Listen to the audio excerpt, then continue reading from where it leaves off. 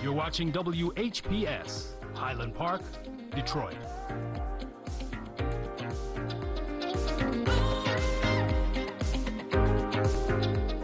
WGPR Detroit, HD2. The views and opinions expressed on the following show are not necessarily the views and opinions of WHPS, its affiliates, management, or sponsors.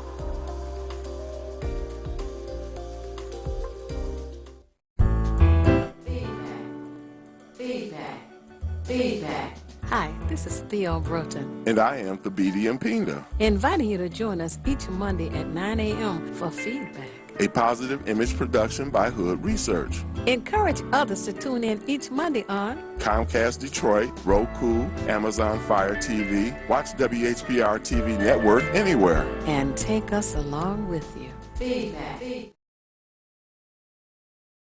Right, we are on the air. Oh, man.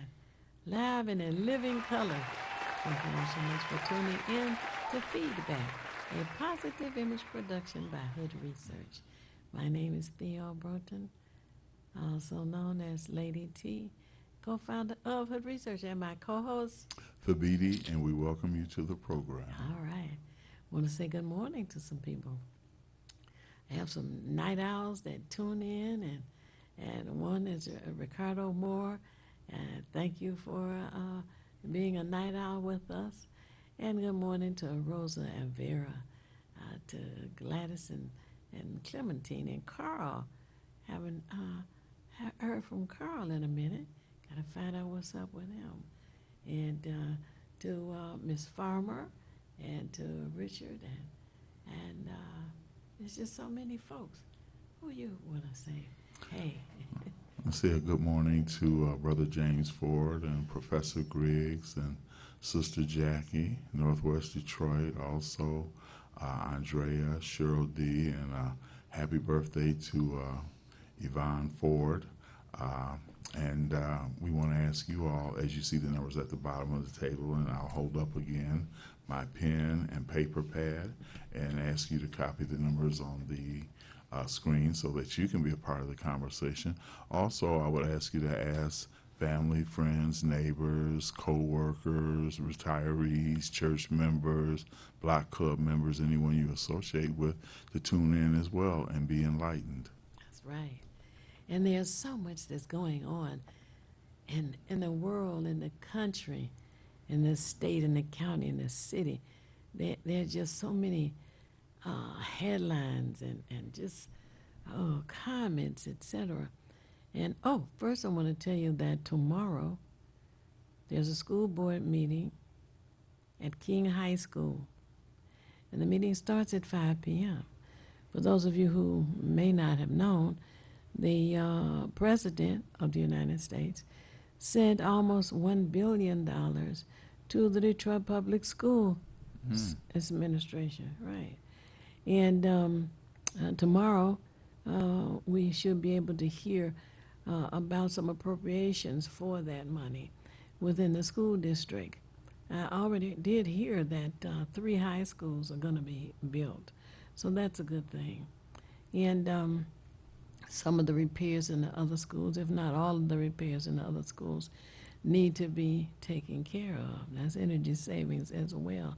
So I was glad to hear about the school board meeting tomorrow, Tuesday, that's tomorrow. What's the date tomorrow? The 13th, I believe. 13th. Okay, June 13th.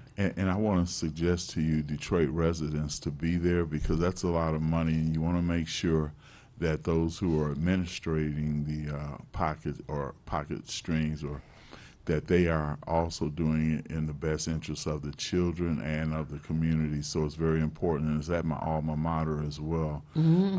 Much different than when I attended there, but yes, I think it's very important to go there if you're just going to listen to what's being said, or and if they allow audience input, to have an idea ahead of time of what you want to see in these schools as well, because education is just critical for our community. Right. And in November, there is a a election for school board as well. They what do you call it? Stagnate. What's the word? Anyway, we vote for 3 at a time at this November, and we'll have 3 seats to consider. The other thing is, this coming Sunday is Father's Day. This coming Sunday is Father's Day. And it's a time to let the fathers become aware of your support. Our fathers need support. We need to let them know that we care. And the grandfathers and the great-grandfathers. And it's a time, people will say, why do we have all of these holidays? Well, it's a time for corporations to make money. But in the meantime, it's an opportunity for you to take the time to express care and concern for the fathers. Yes, and I've been handed by our Engineer. Thank you much. We were searching for words today. We are word search. The Westside Unity Church presents a Father's Day barbecue, which will be at 4727 Joy Road this Sunday coming, Father's Day, Sunday, June 19th, from 11 a.m. to 1 p.m. Complimentary meal to follow the service. Bert Deering, the owner of Bert's Marketplace, will be one of the honorees, and the guest speaker will be R.J. Watkins, who owns, as many of you know, WHPR. He'll be the guest speaker and honoree as well. So again, I'll just repeat, Westside Unity Church presents the Father's Day barbecue at 4727 Joy Road from 11 a.m. to 1 p.m. this Sunday coming, Father's Day. So we will read this again a couple of times throughout the broadcast, so those who tune in late will have the opportunity to know as well. Mm-hmm. That's good. There's a lot that's going on in our community, and I really should start with the worldwide issue. As I've said before, that's truly white on white crime.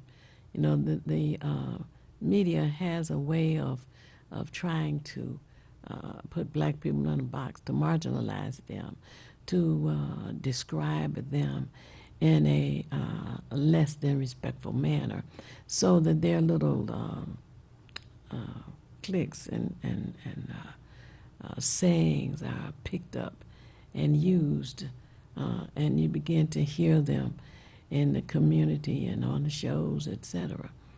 And so that there have been massacres, and it seems that 99% of them have been committed by white folks. And there's a twist when that comes up. Somebody said, well, there's black on black crime. Okay, there were so many people killed in Chicago, and that's black on black crime. Well, let me tell you, there is nothing in numbers that compares to the white on white crime.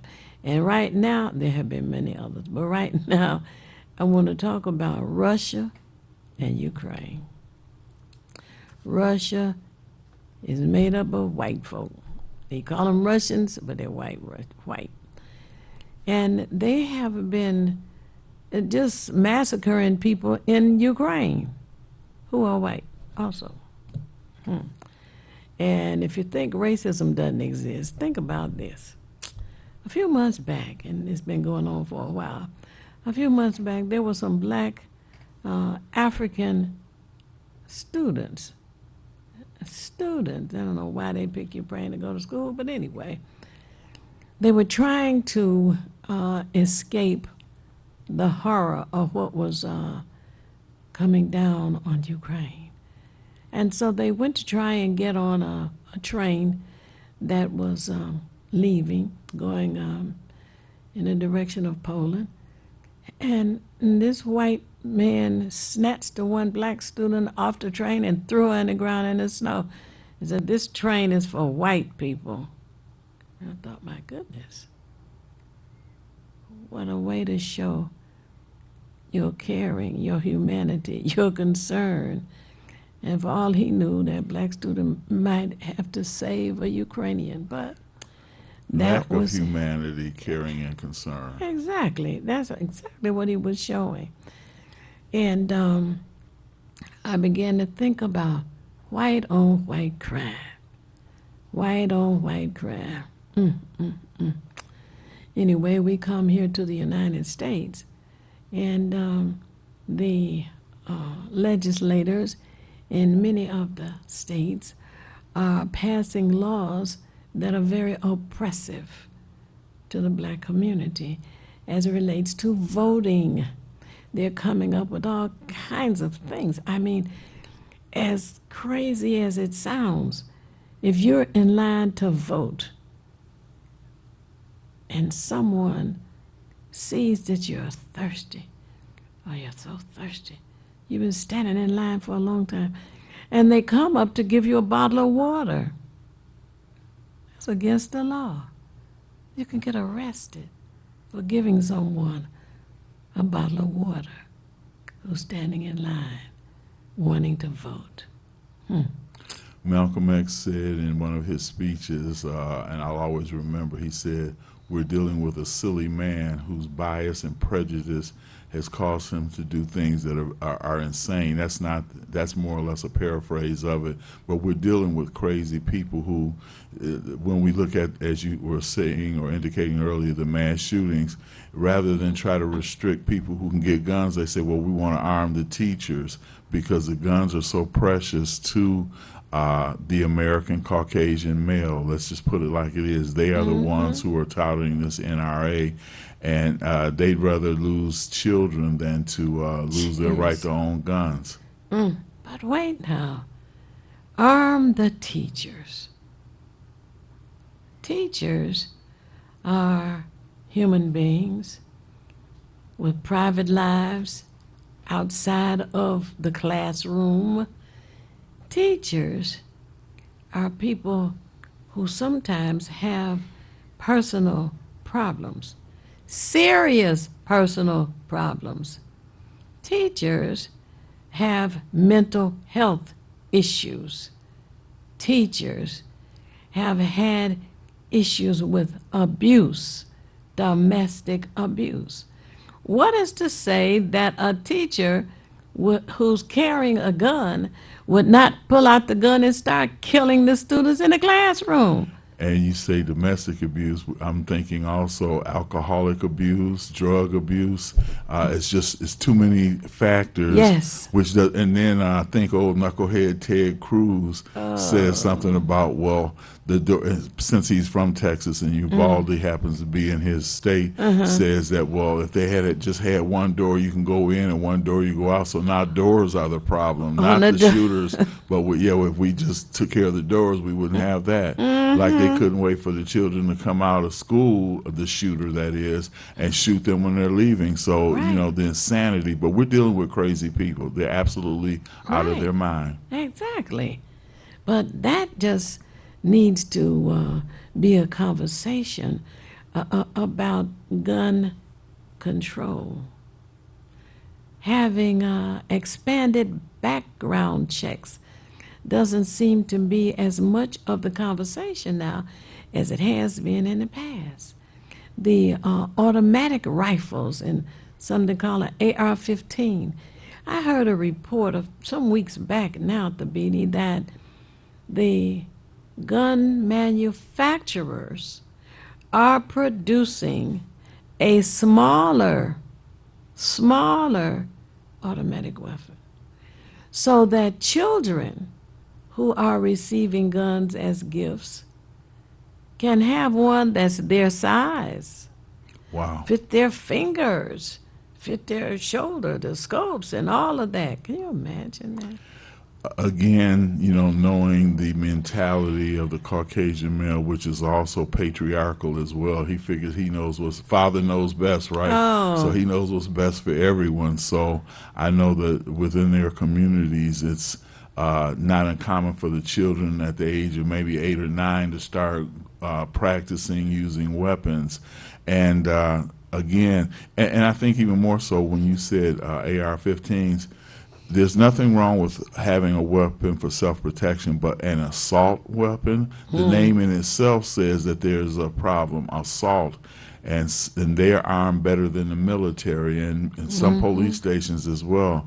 But again, the manufacturers, whether it's Remington and many of the other main, Smith & Wesson, you name it, the main manufacturers, their whole industry is based on sell, sell, sell. Kill has nothing to do with it, you know. Well, it's not the guns that kill, it's people who kill. Well, people kill because they have the guns. Right. People ain't running around stabbing people or hitting them over the head with a brick. And bricks kill too. Right. You're absolutely right. And knives as well. You know, the kind of thinking that goes into that, it leads you to think about the past president, Donald Trump, who thought he had the same kind of thought or way of analyzing things, shall we say.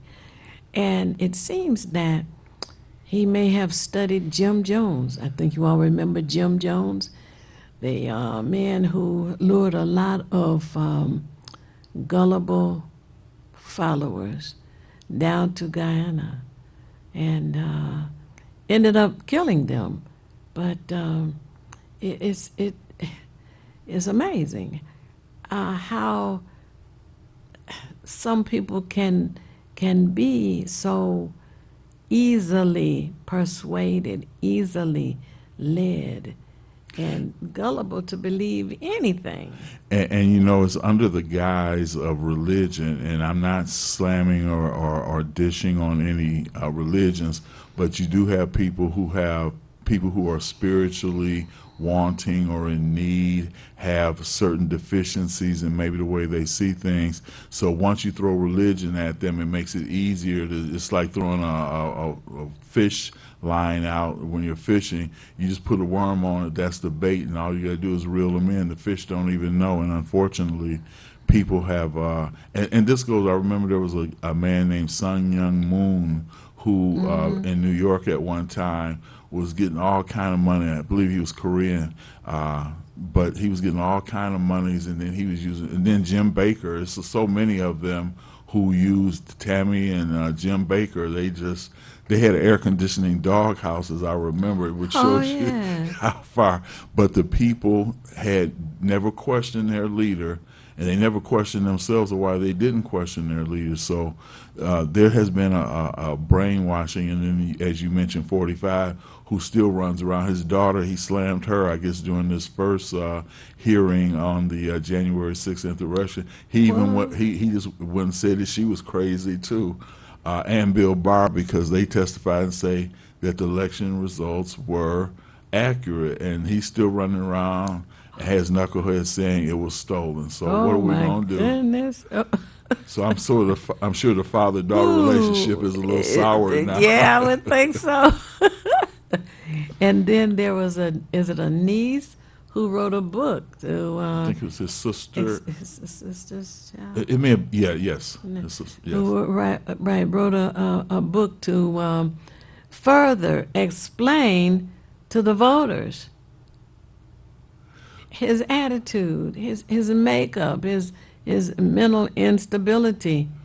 So I'm hoping that she was able to clarify enough for some of the gullible people to just wake up. As we speak about gullibility, which Jim Jones was an excellent example, people who don't mind being sheep don't mind being led to the slaughter as well. You couldn't tell him anything, you know. Even he could change his mind, 45 that is, and they would still hold on to the beliefs that he buried so deep in their minds because they want to believe in superiority. And I just want to say this quickly.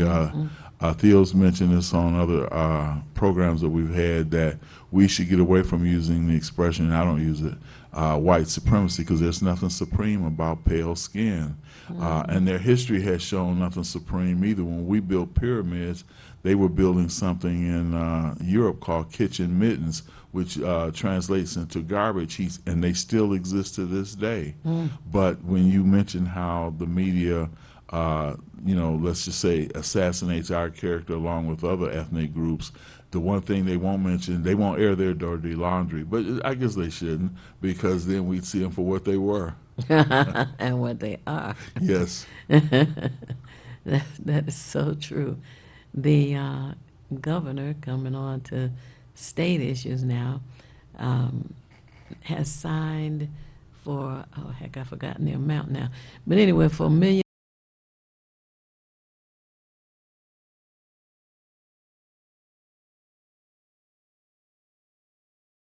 being filled now, because as you should know, the infrastructure is the roads, the bridges, the highways, and they need to be replaced in some cases, repaired in others. And that's employment for thousands of people. So since she signed that, I believe it was early last week, was it? Yes. Signed a appropriations bill to get the ball rolling and fix the damn roads. That's what she said. So I'm waiting for the first report, that they have actually started. But that is a good thing. And it's interesting that as much confusion there is between the two parties, this was a bipartisan agreement, which is amazing, because there's I'm not sure, he's certainly a political person of the past. His name is Benjamin Disraeli. And one of the things he said, I posted this on Facebook, he says, forget your morals and your principles, just vote with your party.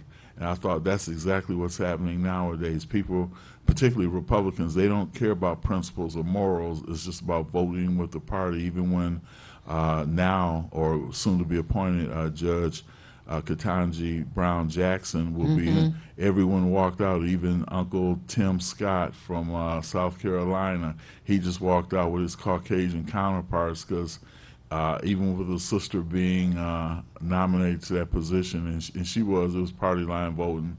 Of course, Vice President Kamala Harris is the one who had the tiebreaker, and Manchin and Sinema, with all their disruption in the Democratic Party, did vote to have her in. And I believe a couple of Republicans as well. No. I believe it was one or two. Murkowski out of one of the New England states. Three Republicans, yes. I think three.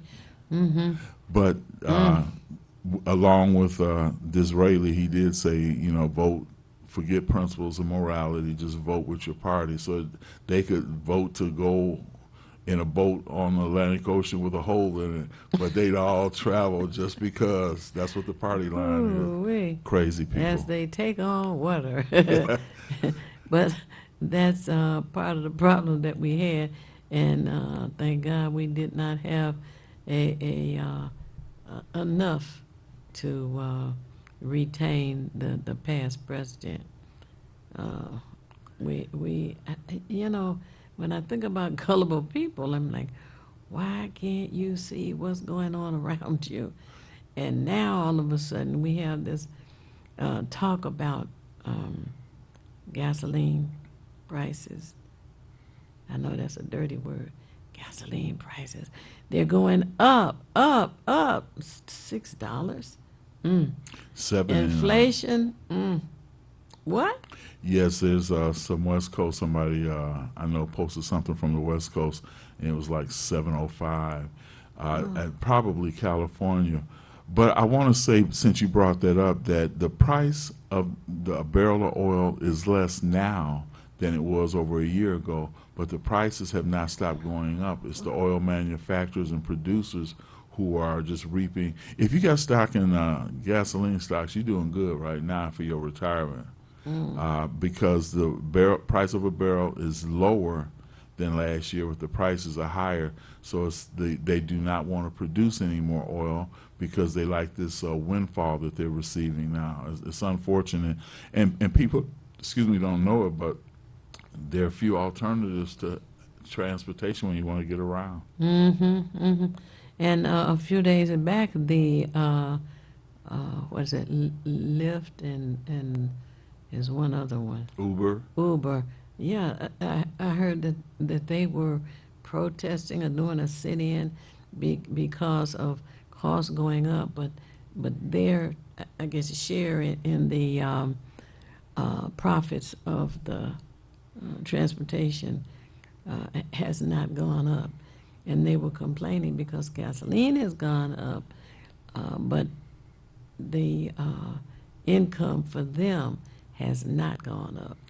It's even worse because most of the goods that we receive are delivered by trucks, and there's a lot of truckers say we cannot make any money now. They're getting out of the trucking industry just because of the gas price, because diesel gas prices are even higher than just regular gasoline. Whoa. So if we're paying, I've seen just at a few of the stations that I've passed by, I don't use diesel, but I've seen where the prices may have been $4.99 for just regular gasoline, and that's on the low end.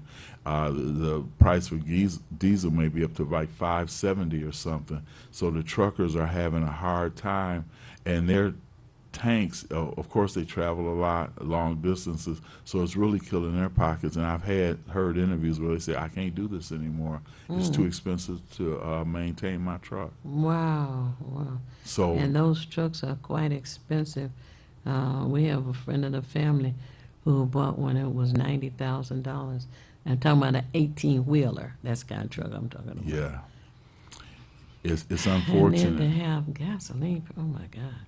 So that means that, as we all know, because we shop for food, that the prices at the grocery stores are now going up, and you can't hardly find certain things, or it's too expensive to afford if you can't find it. So if we just go back to drinking water, and Lord, don't let them go up on the water, we really have an issue. Okay, we're close to the bottom of the hour. Oh, okay. Well, you are tuned in to Feedback, a positive image production by Huda Research. And thank you so much for being tuned in. Call a friend or family member and tell them to tune in as well. And call in and share information that they may have, ask questions that you may want an answer to, and we shall be back momentarily. You're watching Detroit's own WHPR TV. Detroit Live.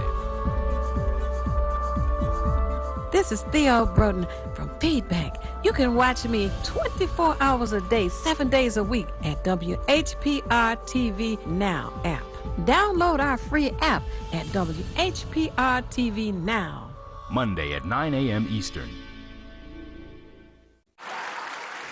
It's the These Nuts Show with your host, Butter and friends.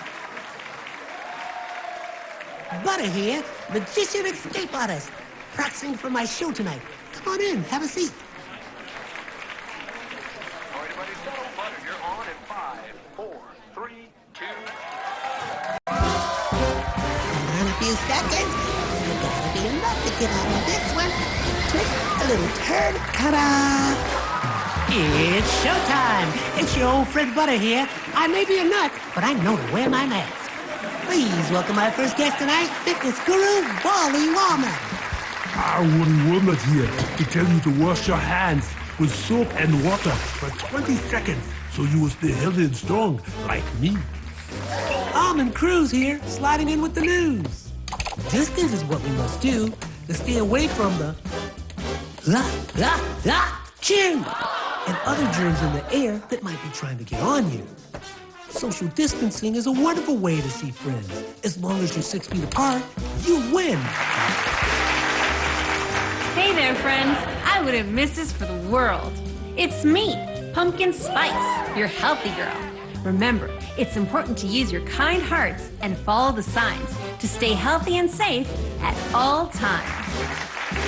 Two good chewits be here to say, Don't forget the little ones that need you to lead the way. That's how we remember to wash our hands, mask, and social distance today. Morgan Raisin. Yes, it's me, here to sing about health and safety. We are all here to help get a message out to your grapevine, teaching healthy choices to stay safe all the time. Don't let these guys drive you nuts.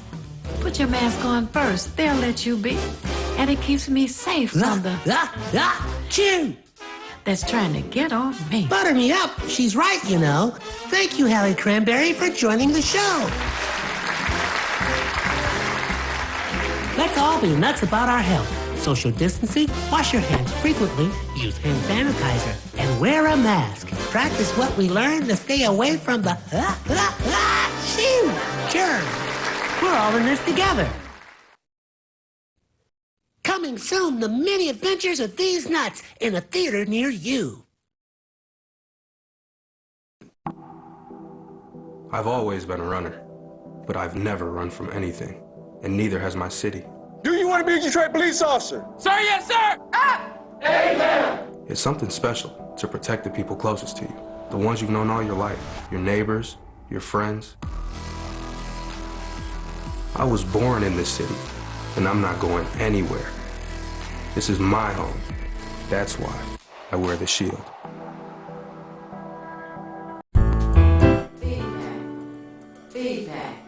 Feedback. Hi, this is Theo Broughton, And I am Thabiti Mpinga, inviting you to join us each Monday at 9 a.m. for Feedback. a positive image production by Hood Research. Encourage others to tune in each Monday on Comcast Detroit, Roku, Amazon Fire TV. Watch WHPR TV Network anywhere. and take us along. And take us along with you. Hey, thank you so much for staying tuned to Feedback, a positive image production by Hood Research.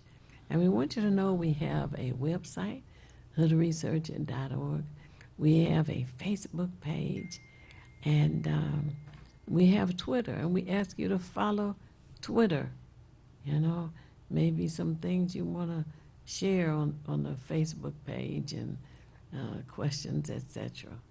Yes, take advantage of social media. I know that for some of us, catching up is going to take a little bit more of an effort, but this is the new way that things are being done now. And as we've mentioned before on this program, Wayne County Community College does have programs that if you're 60 or over, you can go to free, and they will certainly make you knowledgeable on how to use your smartphone, your tablets, and your computers, be they laptop or desktop. So it's important to take advantage of that.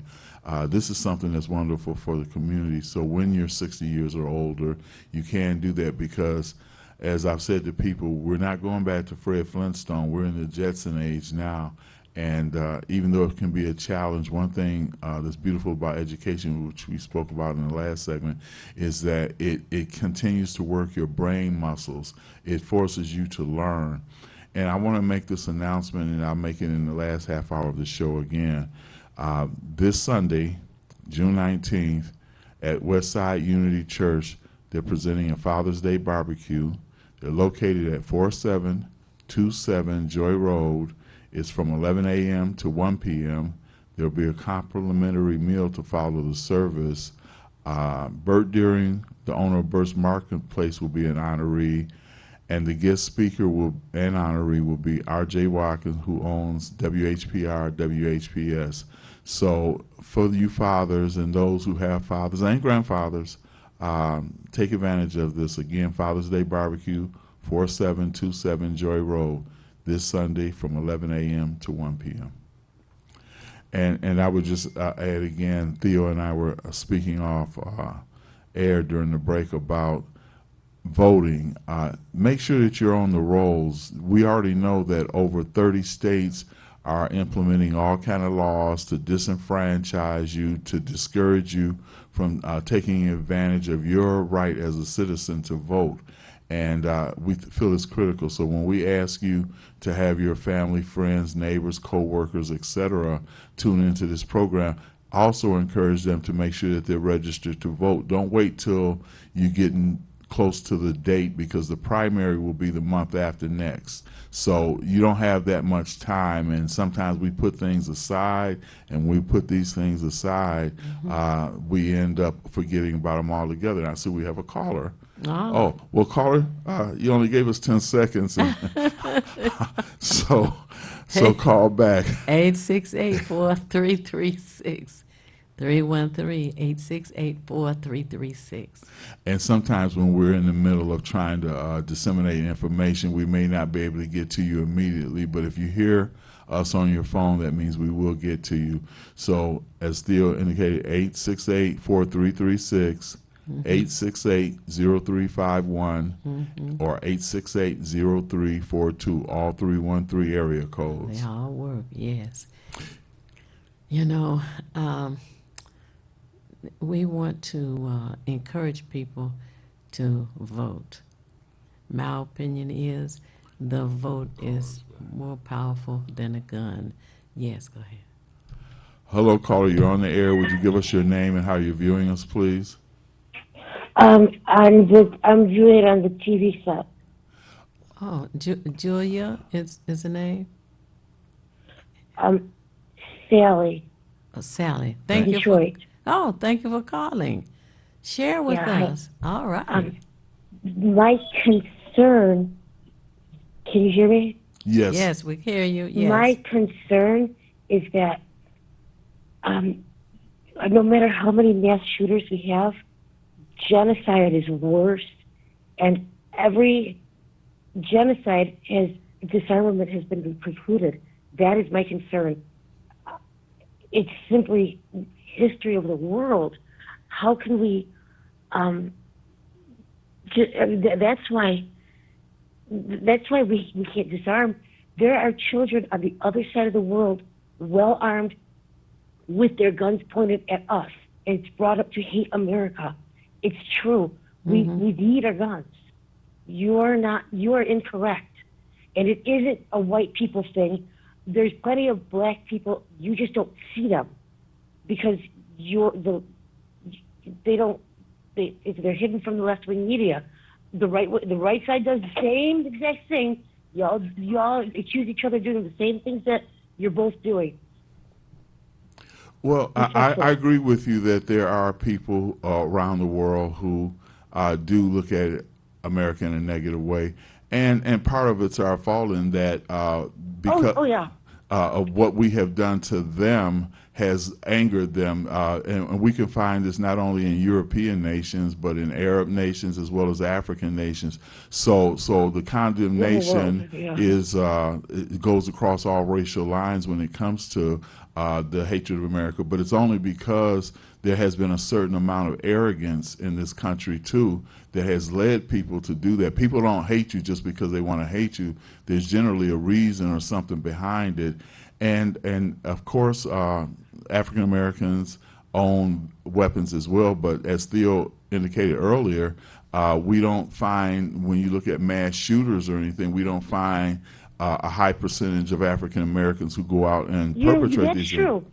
That's absolutely true. And do you know, back during alcohol prohibition, when the government poisoned the alcohol, knowing full well that people were going to drink it and die, well, that's still legal in these ways.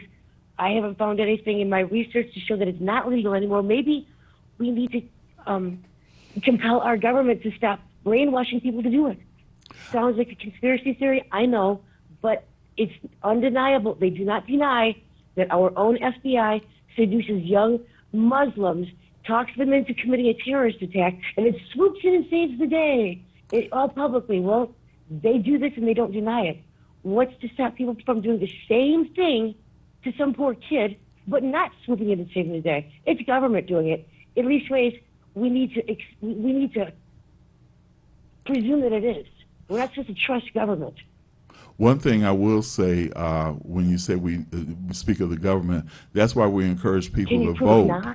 We encourage people to vote and to be knowledgeable of those who they vote for, because many politicians have a personal agenda, and many times it's either power or enrichment of themselves. They're not doing it because they care about the constituency. They do it because it's a power trip, or because they can enrich themselves, which we know many have gone to jail as a result of that type of behavior. So I always ask people to be knowledgeable, see what the... And if they're not knowledgeable, then they shouldn't vote. Right, but they should become knowledgeable, because we'll look at the reality shows, America's Got Talent, The Voice, and all these things, and people actually call in and vote on those things. I don't like that. I try to get. You see, I am one of the people that nobody likes. You know, a felon, so I don't count.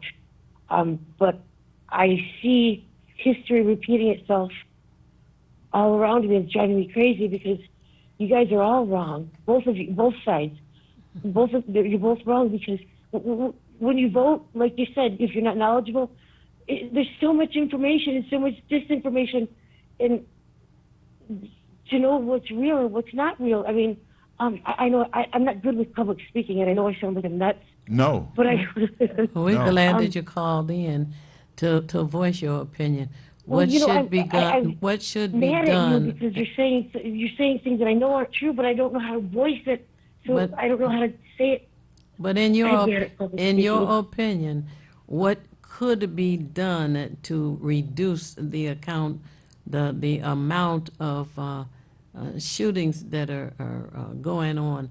The massacres is actually what they are. I know. What should be done? For one thing, compel our government to stop doing it. Jeepers, I'm going to have to get back to you on that one, because I can't intelligently reply.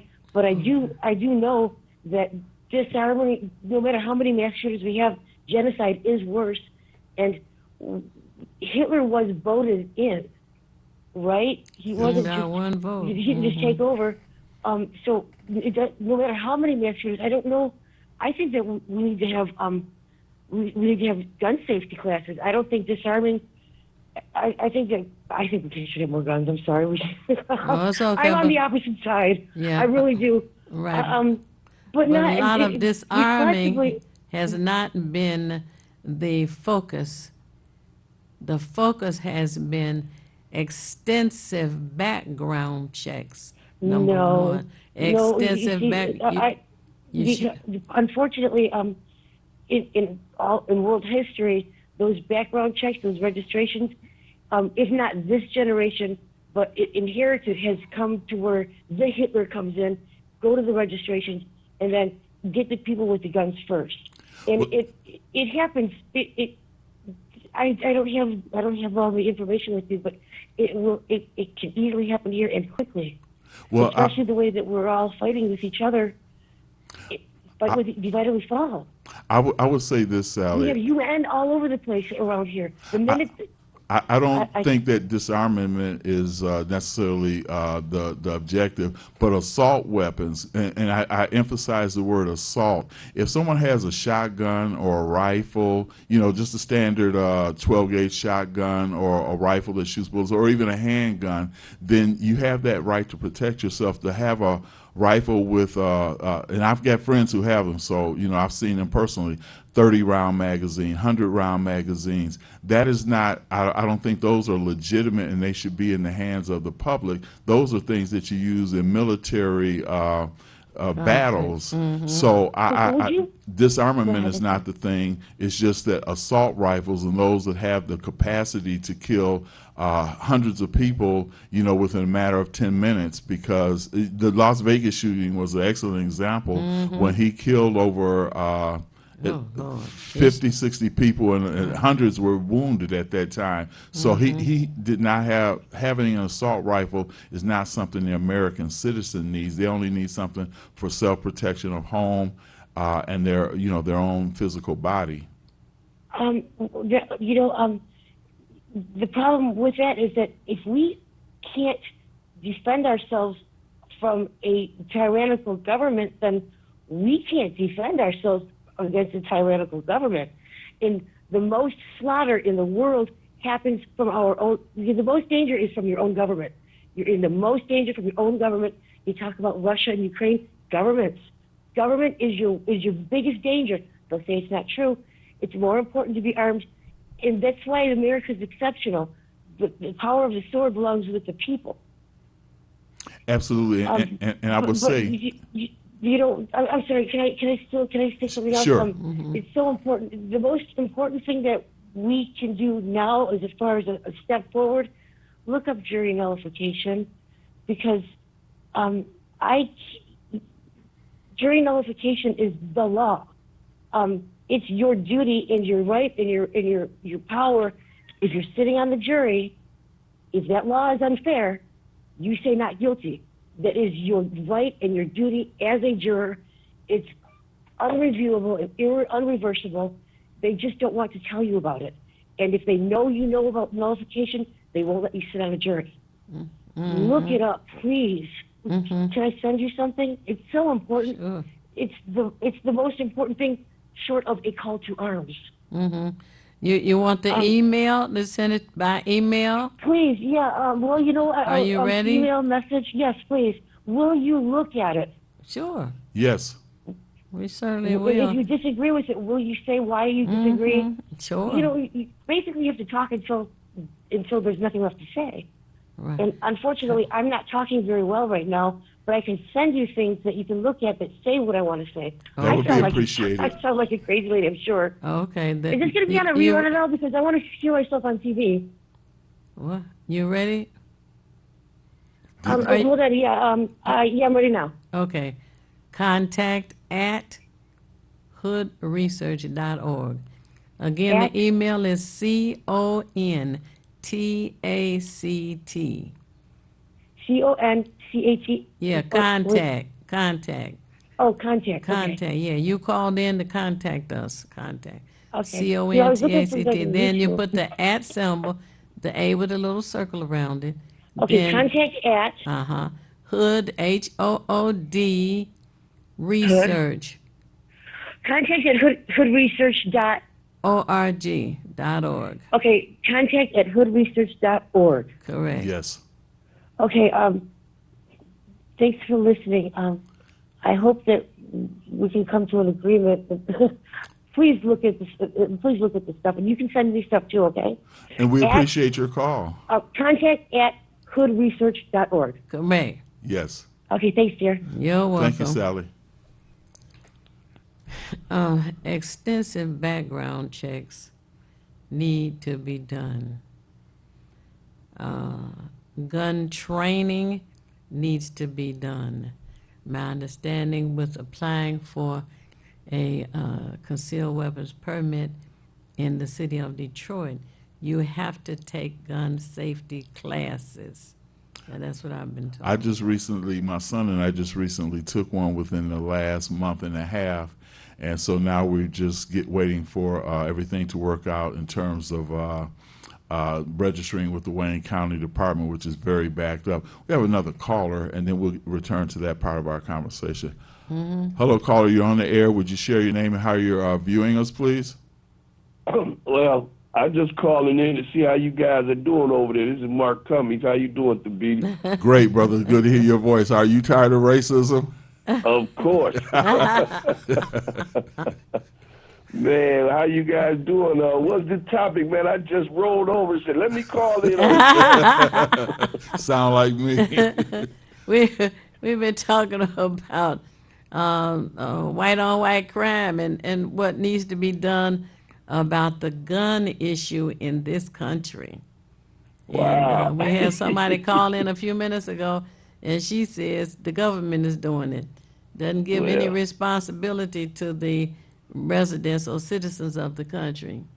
And we also were discussing that it's all right to bear arms, but when it comes to assault rifles, we feel like that's a far stretch because those are supposed to be used for military engagement and not to be used by the average citizen. And as I indicated to the lady that called, that I have a friend that has he keeps an arsenal. He's always loved guns, not for anything negative, but he owns at least maybe a good 10, 15 guns, with some with 30-round magazines. One I saw that reminded me of the old Elliot Ness movies that had a 100-round magazine. Looks like a Tommy gun. And I was just indicating that we don't really need that type of thing. I think our caller did say that, you know, we have to worry about tyrannical governments, which the United States is not, at least not on the level of Putin and that. But yeah, that was kind of our thing, as well as voting and getting people ready for the primary. Well, you know, it's funny you guys are talking about that, and of course mentioning the white on white crime piece. Because I woke up this morning, you know, I was on Miss Broden's show this morning, and I really didn't get much sleep. And I woke up about 4 in the morning, and on the news they were talking about they broke up a ring in Idaho called the Patriot Force. These guys were about to attack a gay parade in Idaho. Now, it was about 32 guys. They rounded them all up. They were in a bus or something.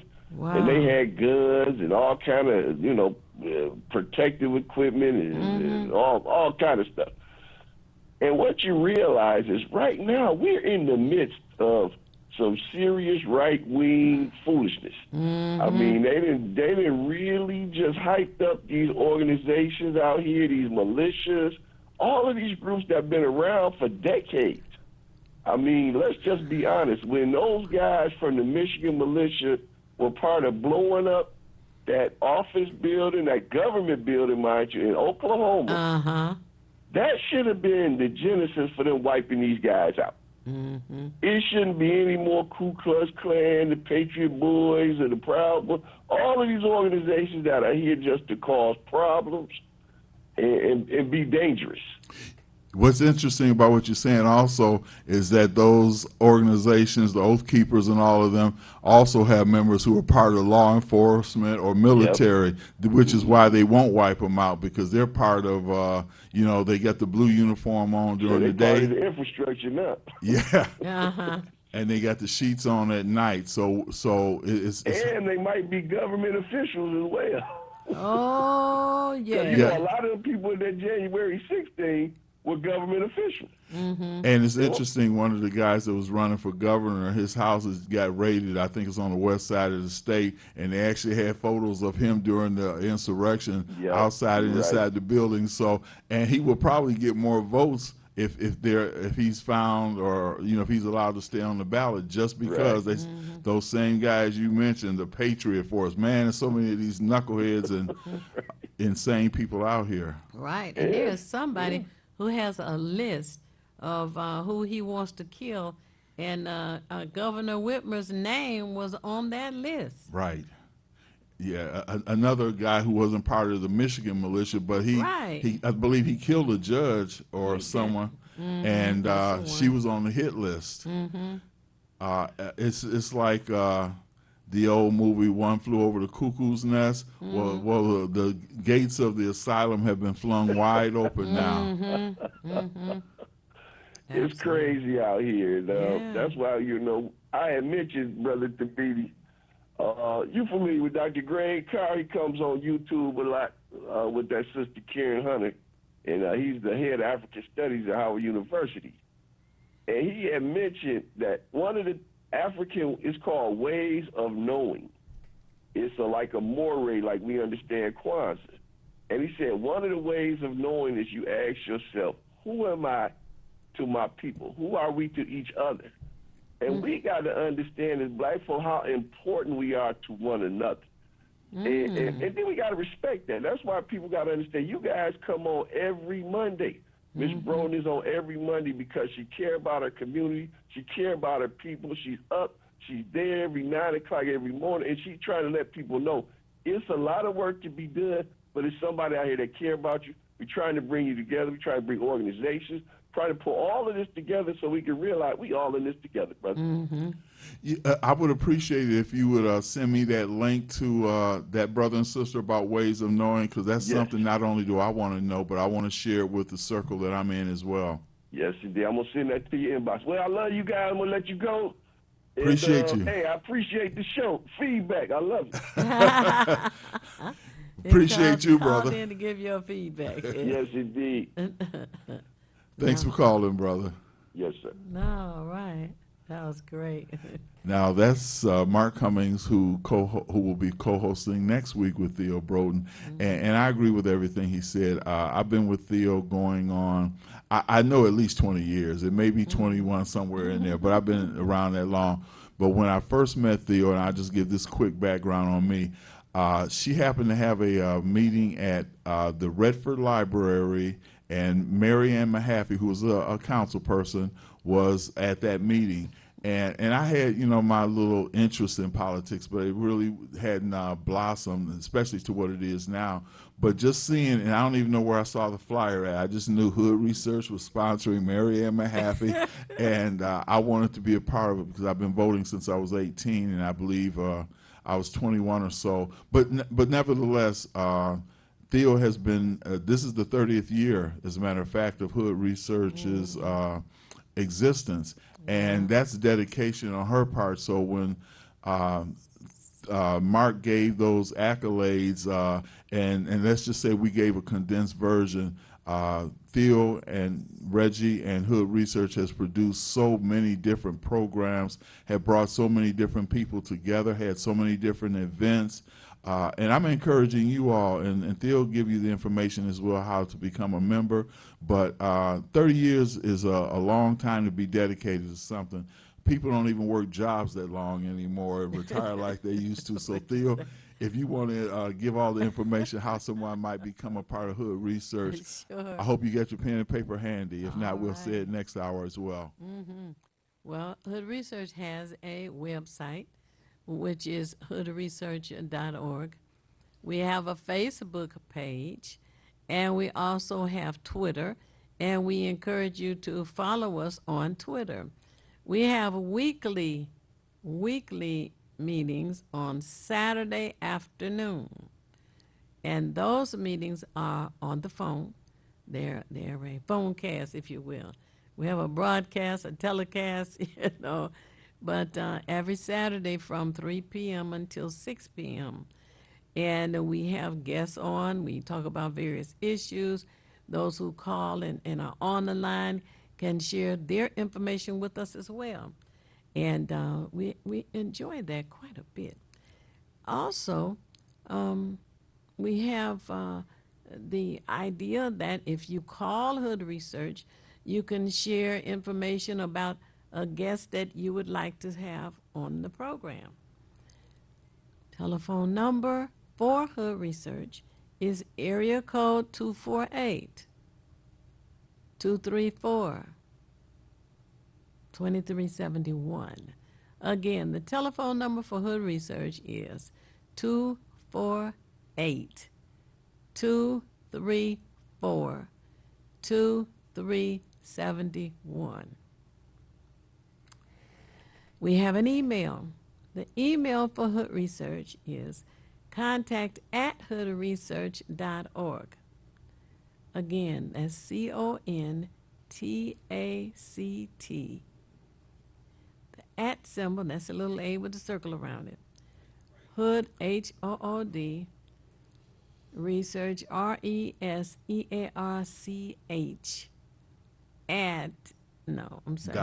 it's dot .org. So, once again, it's contact@hoodresearch.org. Cha-cha-cha. Well, the cha-cha-cha's not in it, but we are at the top of the hour. So as we pause for the calls, as they say, station identification, just call somebody, tell them to tune in and call in, and we will be back momentarily. You're watching Detroit's own WHPR TV. Detroit Live. Hi, this is Thabiti Mpinda from the Feedback Program. You can watch me 24 hours a day, 7 days a week on WHPR TV Now app. Download our free app at WHPR TV Now. Monday at 9 a.m. Eastern. It's the These Nuts Show with your host, Butter and Friends. Butter here, magician escape artist, practicing for my show tonight. Come on in, have a seat. All right, everybody, settle. Butter, you're on in 5, 4, 3, 2. In a few seconds, there gotta be enough to get out of this one. Twist a little turn, ta-da! It's showtime. It's your old friend Butter here. I may be a nut, but I know to wear my mask. Please welcome my first guest tonight, fitness guru, Wally Wallman. Wally Woodland here to tell you to wash your hands with soap and water for 20 seconds so you will stay healthy and strong like me. Almond Cruz here, sliding in with the news. Distance is what we must do to stay away from the chew and other germs in the air that might be trying to get on you. Social distancing is a wonderful way to see friends. As long as you're 6 feet apart, you win. Hey there, friends. I wouldn't miss this for the world. It's me, Pumpkin Spice, your healthy girl. Remember, it's important to use your kind hearts and follow the signs to stay healthy and safe at all times. Chica Chiminsky here to say, don't forget the little ones that need you to lead the way. That's how we remember to wash our hands, mask, and social distance today. Morgan Raisin. Yes, it's me, here to sing about health and safety. We are all here to help get a message out to your grapevine, teaching healthy choices to stay safe all the time. Don't let these guys drive you nuts. Put your mask on first. They'll let you be.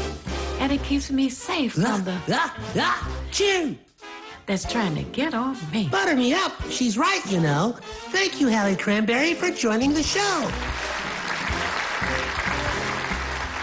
Let's all be nuts about our health. Social distancing, wash your hands frequently, use hand sanitizer, and wear a mask. Practice what we learned to stay away from the germs. We're all in this together. Coming soon, the many adventures of these nuts in a theater near you. Hello, everybody. I'm Jewel Perkins, inviting you to become part of the biggest citywide community service day in the nation. It's the 16th annual Arise Detroit Neighborhoods Day, Saturday, August 6th. Get your church or your block club to host an event to show your neighborhood pride. Create a youth activity or beautification project, and we'll provide the banners and t-shirts to make it happen. Register at arisedetroit.org or call 313-921-1955. You're watching WHPS, Highland Park, Detroit.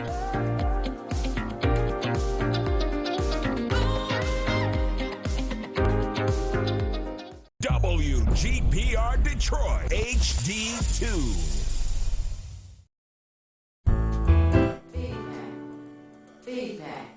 Feedback. Hi, this is Theo Broughton, And I am Thabiti Mpinga, inviting you to join us each Monday at 9 a.m. for Feedback.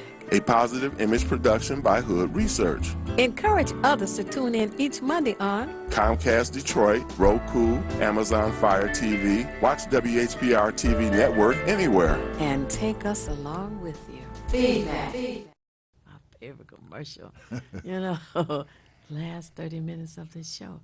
If you want to call in with your idea of this gun issue, know that there's not a conversation about disarming everybody. That's not been anything that the people have been advocating when they talk about gun reform or you know. And I think that a lot of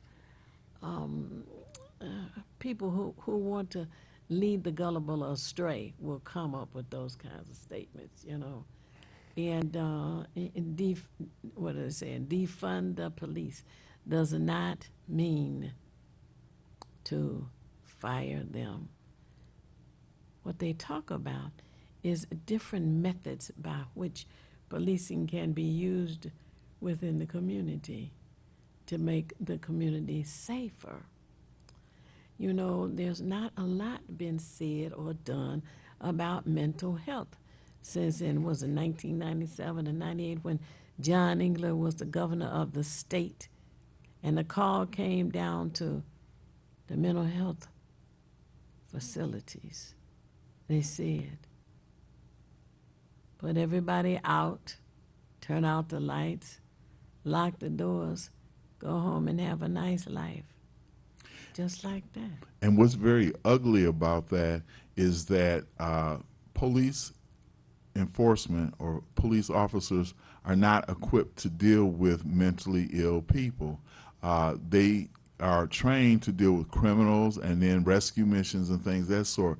But to find someone who's mentally unstable, and I'm glad you brought that up, Theo, is that when we're dealing with somebody, I remember, and this has been many years ago, there was a guy who was shot and he only had a rake in his hand. Mhm. Now, the police have, some of them, because I have family who are officers or retired, are generally, as a population, a very good group. They put their life on, they put their life at risk every single day because they don't know what kind of call they're going to be called to or what situation they're going to encounter.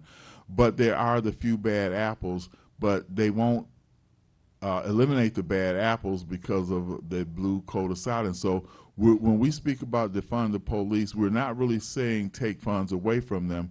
Now, in some cases, I know that there's been the thought of having someone who's involved in social or psychological work to be present with police so that you can reason, because these people are trained to deal with mentally ill people. There's only so much training you can give an officer. He's given a lot of training, but it cannot encompass everything that he's going to be involved in. To have a trained medical, psychological, or social person to be a part of that would help to de-escalate the situation. And I just want to say this as a side note. I am glad that the young man who was shot in the back of the head at in Grand Rapids, that the officer has been charged with second-degree murder because it was unnecessary for him to pull his weapon and shoot the man because the man posed no threat to him. My sister and I, she happened, one of my sisters, so that way it's more vague to the listeners, but who was a retired officer, said, number one, the man should not have run, and I agree with her.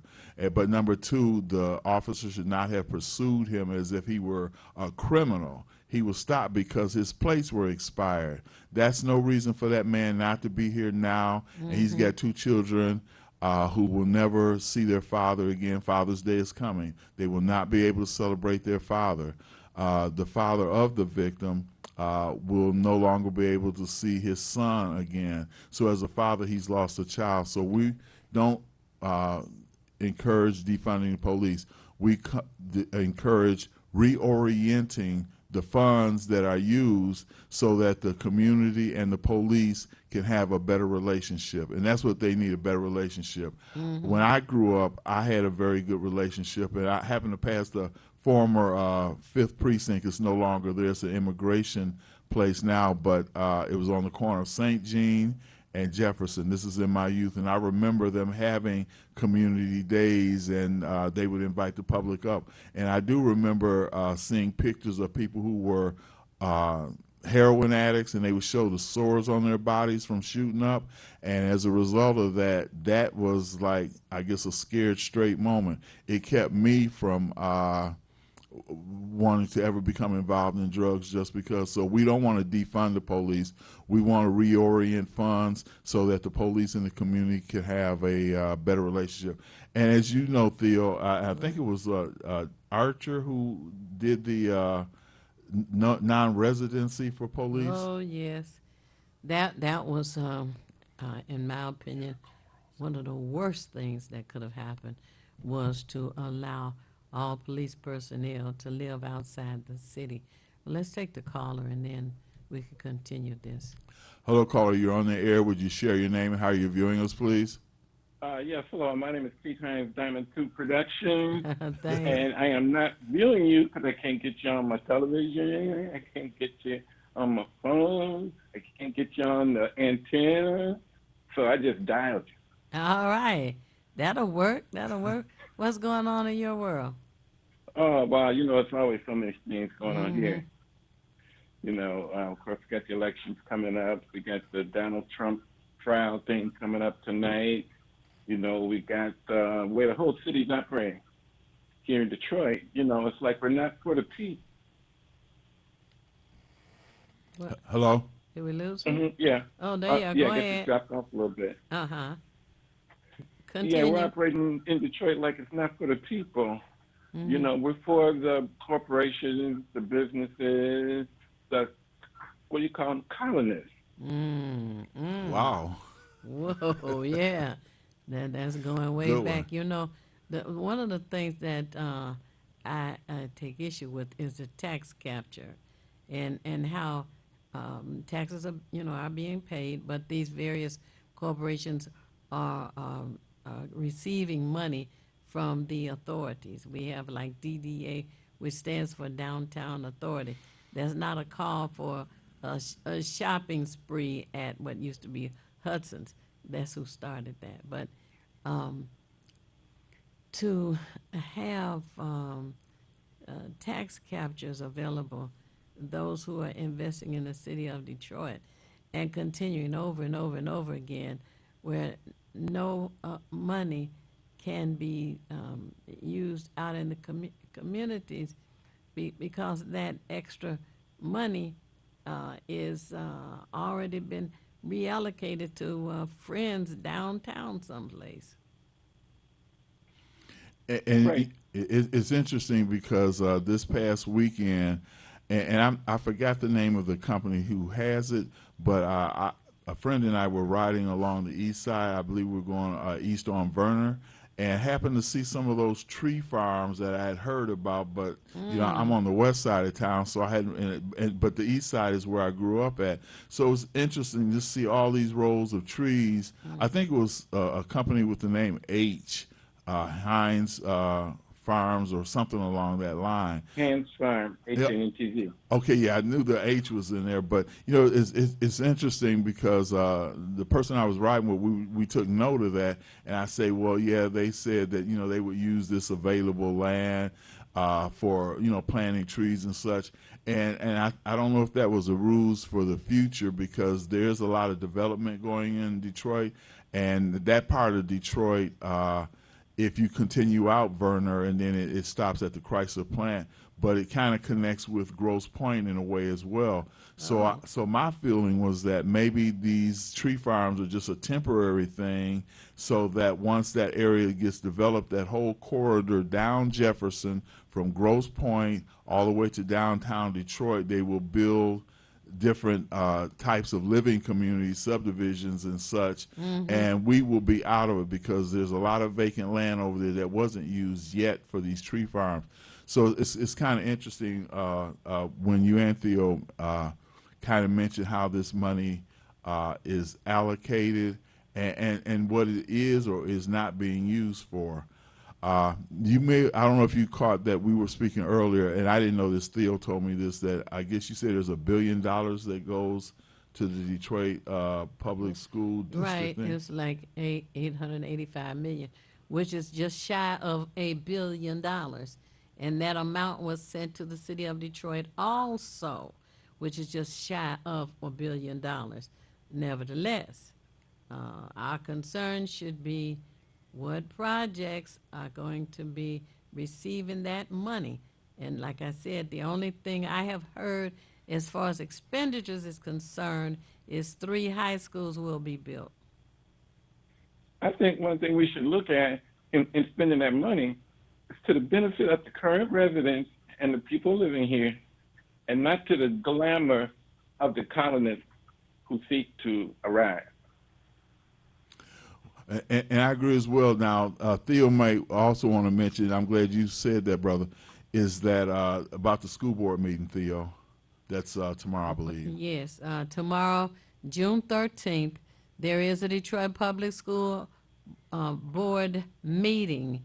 The meeting will begin at 5 p.m.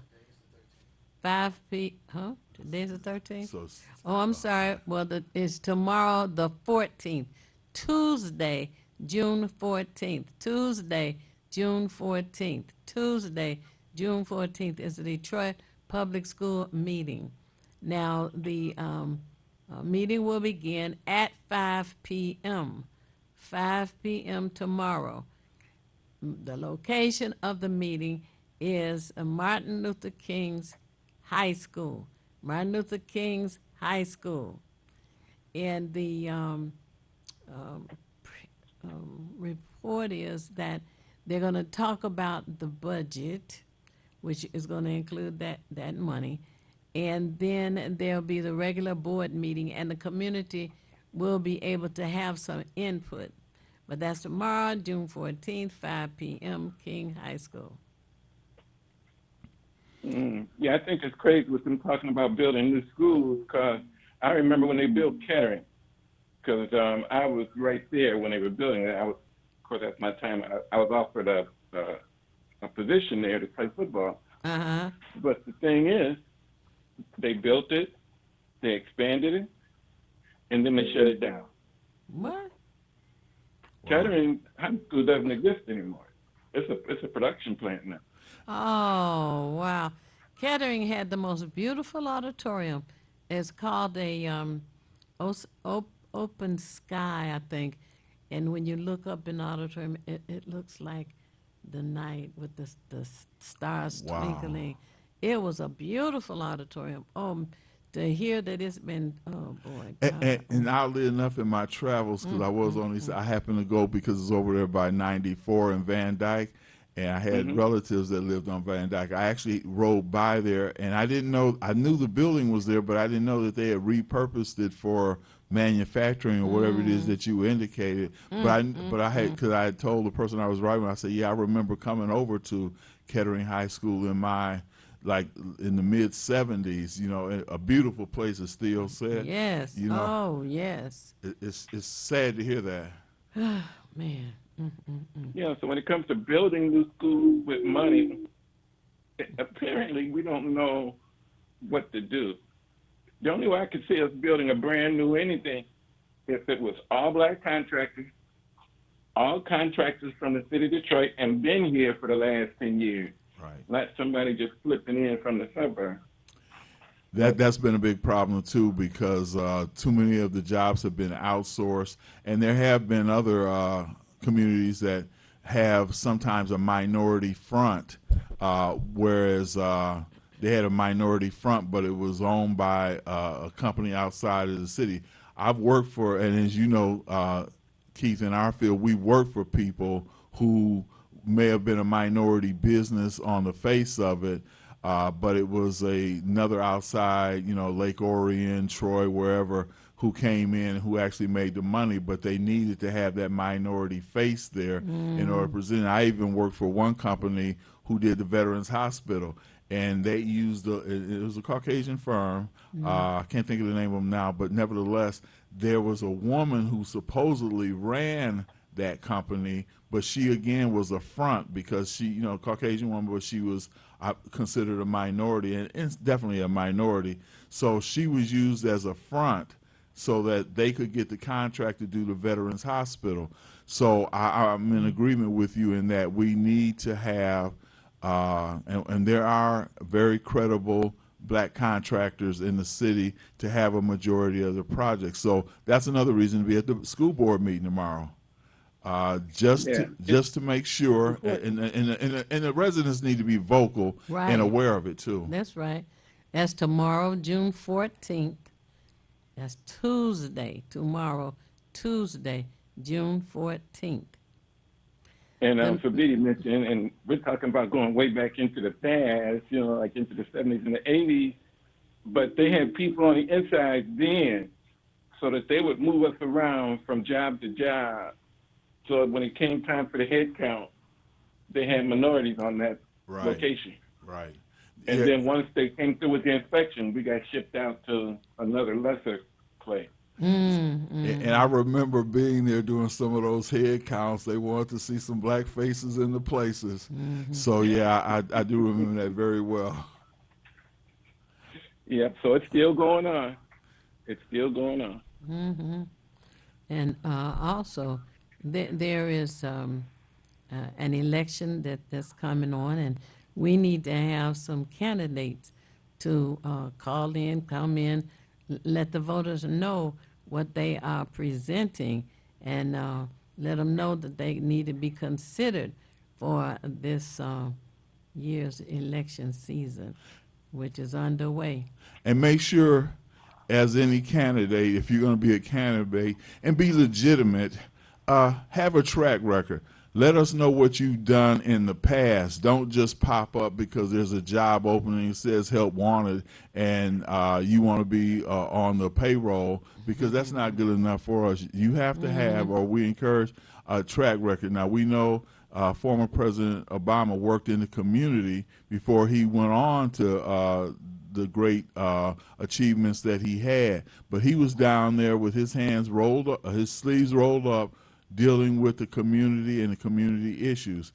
And you will find a number of people, the host here is one of them, who has, although she may not have political aspirations, she has been in the community. So track record for me means everything. Don't just, come up and you Allison Jones or Willie Beasley or something like that, and never heard of you up until your name got on the ballot. You got 60 family members and friends to put your name on the ballot, and all of a sudden you want a job. And let me just say this, because we do have about 8-9 minutes, but I want to say this before we get to the very end of the show, that Westside Unity Church presents a Father's Day barbecue at 4727 Joy Road this Sunday, Father's Day, June 19th, from 11 a.m. to 1 p.m. There will be a complimentary meal to follow the service.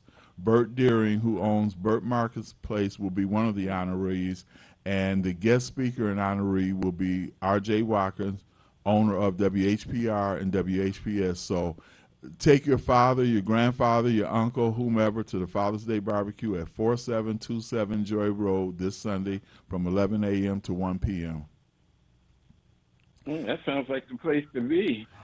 And you're having candidates come on. It sounds like you were describing somebody like Miss Beverly Kendall Walker running for Wayne County Executive, because she kind of meets all the criteria you just described right there, as far as being involved in the community, having been known, and participating for years, actually almost her whole life. That's what I say, track records. Where have you been? Did you just come out the closet, or have you been out there on the streets with the grassroots? And I know a number of people, many of them are my Facebook friends, including you, Mr. Hines, who have just saw that the community needs something. And as Mark Cummings has said earlier about Theo, you may have missed this, Keith, that she has been on the front line, Hood Research, this year 30 years. Right. So, again, this is a track record. It's not somebody who says, wow, you know what? They're going to have some city council positions. I should run for that, I ain't doing nothing else. Terrible. It seems that that's what a lot of people did for that congressional seat. Oh, man, over a dozen people. Some have been, put off the ballot because of not enough signatures or incorrect signatures, etc.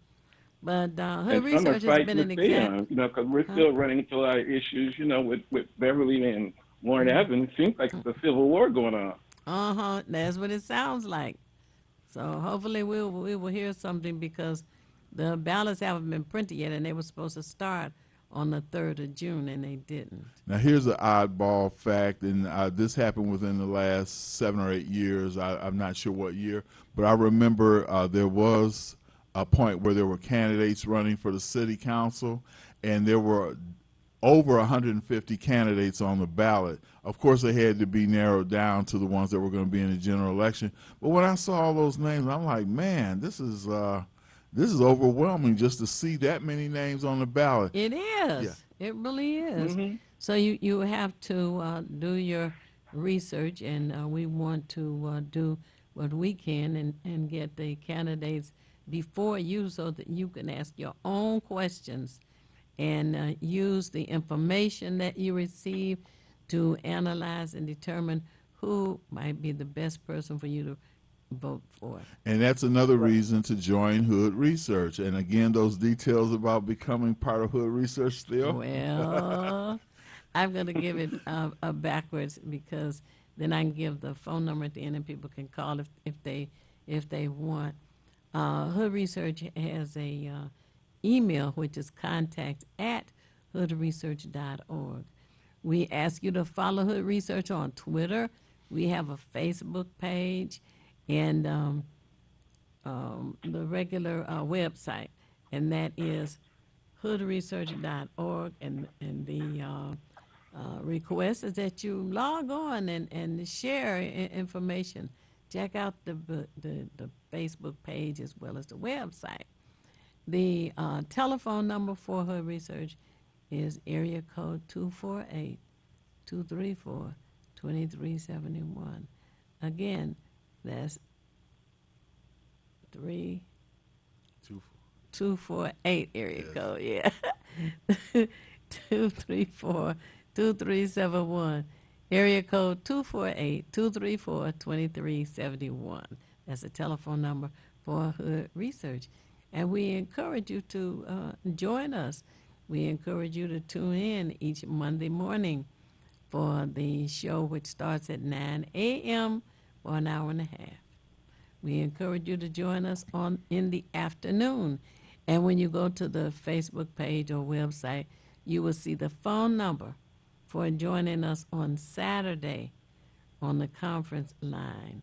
And that's a broadcast similar to, what do they call it? What is it called, Keith? I call Zoom. It's called something else. But anyway, like it's a phone cast or yes. something? Oh, the Down My Call? Right, phone cast. Phone cast, yes. And then, of course, on Sunday night, we are on the radio. And you can get that information by going to the website. But 910 Superstation is where we are Sunday night at 11 p.m. And back here bright and early Monday morning. A long day tonight. Right. Now we're down to our last minute and 20 seconds or so. So those of you, I hope that you were able to record that information Theo just gave, so that you can become a part of something. You know, Hood Research is a great organization, but we encourage you to become a part of something. Just to listen. You may have ideas to contribute, but if not, just to listen to become informed. The motto of the Hood Research has always been people would do better if they knew better. And that's what we try to do, is provide information to you that you might provide it for others. So as we get down to the last minute here. Well, I always say it's not necessary for you to know everything. What is necessary is for you to know how to find what you need when you need it. We at Hood Research seek out as much information as we can to share with you and encourage you to share with us to help us all make better informed decisions. Well, Diamond 2 Productions. Ain't nothing to it but to do it. You just have to start catching the boom boom with the mighty mighty. All right, thank you for that. In other words, you can make it happen if you wanted to. All right, and Thabiti? And I would like to thank Sally, Mark, and Keith for calling and their input, and also always say, if you want to be nothing, do nothing. But the only problem with doing nothing is you never know when you're finished. Peace. Peace. Feedback. Hi, this is Theo Broughton. And I am Thabiti Mpinga. Inviting you to join us each Monday at 9 a.m. for Feedback, a positive image production by Hood Research. Encourage others to tune in each Monday on Comcast Detroit, Roku, Amazon Fire TV, watch WHPR TV Network anywhere. And take us along with you. Feedback.